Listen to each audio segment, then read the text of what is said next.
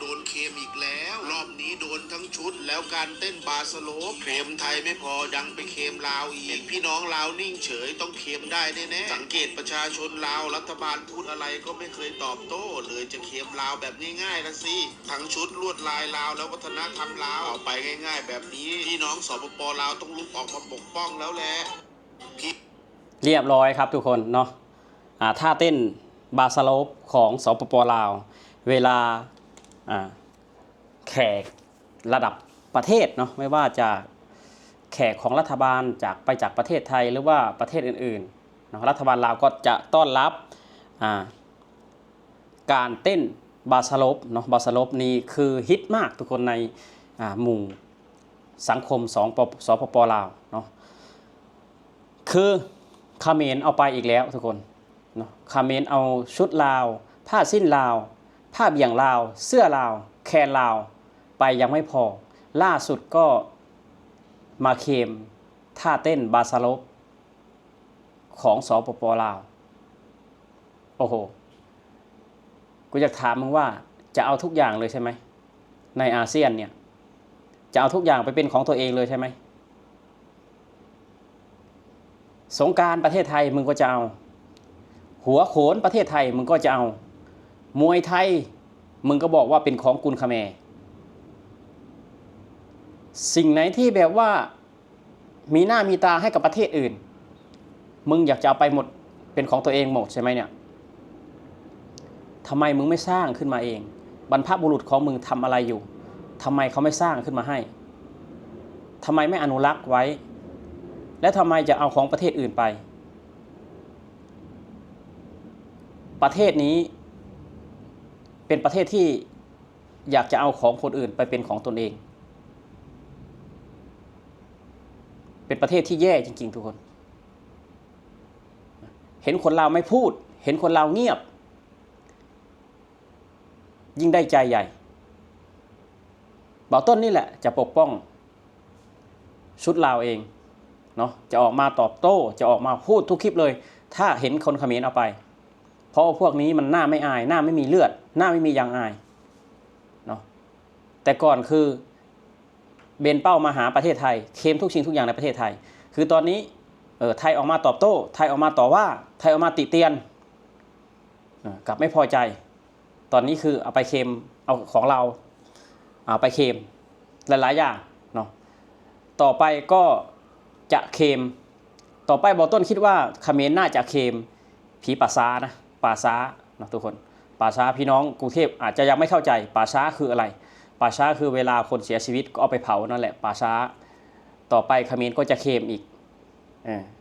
เขมรจะเคมป่าช้าลาวบ่าวต้นให้ไปเลยครับให้ไปเลยเนาะเคมป่าช้าหรือว่าเมนเผาศพเนาะเพราะว่ามันมีจะเคมเลยนะมันมีจะเคมแล้วของเพื่อนบ้านเนี่ยอะไรก็เอาไปอะไรก็ไปเคมอะไรก็ไปเคมต่อไปก็น่าจะป่าช้ากับเมนเผาศพเนาะมียังอายบ้างไหมรู้สึกอายบ้างไหมที่เขาออกมาด่าเอาเขาออกมาว่าเอาชุดของคนอื่นเนาะวันก่อนก็เห็นเอาผ้าถุงของลาวไปโชว์ให้ต่างชาติเห็นเนาะอยู่ที่ต่างประเทศแต่วันนี้เอาท่าเต้นบาสโลปลาวออกมาอีกแล้วจะเอาทุกอย่างแล้วคือแคนลาวผ้าถุงลาวท่าเต้นบาสโลปลาวขนมปังลาว4 อย่างและมาไป4 อย่างและเขมรเอาไป4 อย่างแล้วคนลาวที่ชอบเขมรคนลาวหัวใจเขมรดูไว้เนาะดูไว้ว่าเขมรน่ะมันไม่ได้หวังดีกับคุณมันไม่ได้หวังดีกับคุณเนาะมันไม่ได้หวังดีกับประเทศลาว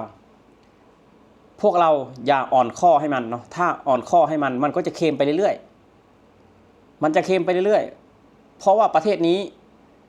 เป็นประเทศที่ไม่รู้จักคำว่าอาย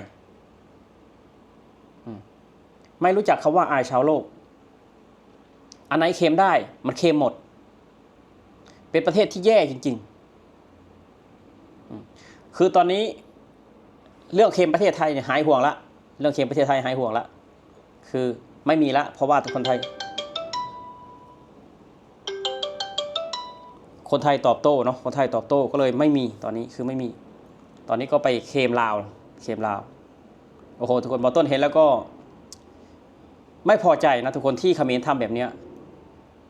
ไม่แปลกใจเลยที่แบบว่าสมาชิกอาเซียน10ประเทศนี่11ประเทศถึงตอนนี้เหลืออยู่10ประเทศเนาะที่ประเทศในอาเซียนของเราขับเขมรออกจากอาเซียนแล้วเขาไม่อยากให้อยู่แล้วเขาไม่อยากให้อยู่เนาะเพราะว่าเป็นพฤติกรรมแบบนี้แหละใครพูดจาดีด้วยก็ไปเคลมของเขาเอาของเขามาเป็นของตนเองใครทำสนิทหน่อยไม่ได้นะคือเอาไปเลยเนาะแม้แต่กระทั่งปราสาทตาเมืองทมมันยังบอกว่าเป็นของเขมรอย่าบอกนะว่าผ้าสิ้นของลาวนี่มีอยู่ที่กำแพงวัดบ้านมึงอีกอย่าว่าหน้าแคนลาวนี่มีอยู่ที่กำแพงวัดบ้านมึงอีกสงกรานต์ของไทยมีไหมที่กำแพงวัดบ้านมึงอ่ะอย่าเอาแบบพฤติกรรมแบบเด็กๆเนาะพฤติกรรมแบบเด็กมาแอบอ้างเลยเนาะ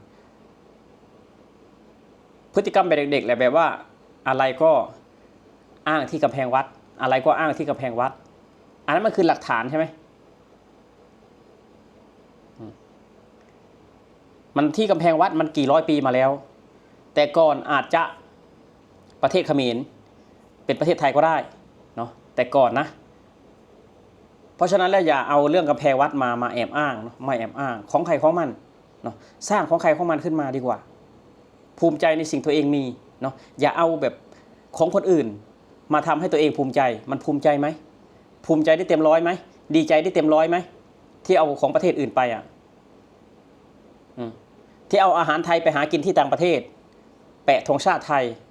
แต่เจ้าของเป็นเขมรภูมิใจไหมที่เอาข้าวสารแล้วก็ไปเขียนภาษาไทยแปะธงชาติไทยใส่ถุงข้าวสารบอกว่าข้าวสารกัมพูชาภูมิใจไหมภูมิใจกี่เปอร์เซ็นต์อันนี้ถามจากใจเลยเนาะว่ามีความคิดยังไงกันผู้นำสั่งสอนแบบนั้นหรือว่าเป็นมาตั้งแต่กำเนิดที่ชอบเอาของคนอื่นที่ชอบเคลมของคนอื่นแสดงว่าประเทศเขมรนี่ไม่มีอะไรเป็นของตนเองใช่ไหมมีแต่ขอทานเป็นของตนเองสิ่งที่มีหน้ามีตาให้กับเขมรก็คือขอทานใช่ไหมมันเยอะที่สุดแล้วก็เป็นซิกเนเจอร์ของประเทศถูกต้องไหมขอทานใช่ไหมเป็นซิกเนเจอร์ของประเทศแต่อย่างอื่นคือเอาของประเทศอื่นไปหมดนี่แหละคือพฤติกรรมที่ต่ำทรามของเขมรทุกคนพฤติกรรมที่อยากได้ของคนอื่นพฤติกรรมลอกเลียนของคนอื่นลอกเลียนหมดโดยเฉพาะของไทยเนี่ยอาหารการอยู่กันกินคือเขมรผลิตเองได้แล้วตอนนี้แต่ว่าลอกเลียนแบบของประเทศไทยทั้งหมดไม่มีความคิดเป็นของตัวเองเลยโอเคครับทุกคนสำหรับพี่น้องบอลต้นก็จะอำลาพี่น้องไปแค่นี้ครับผมสวัสดีครับ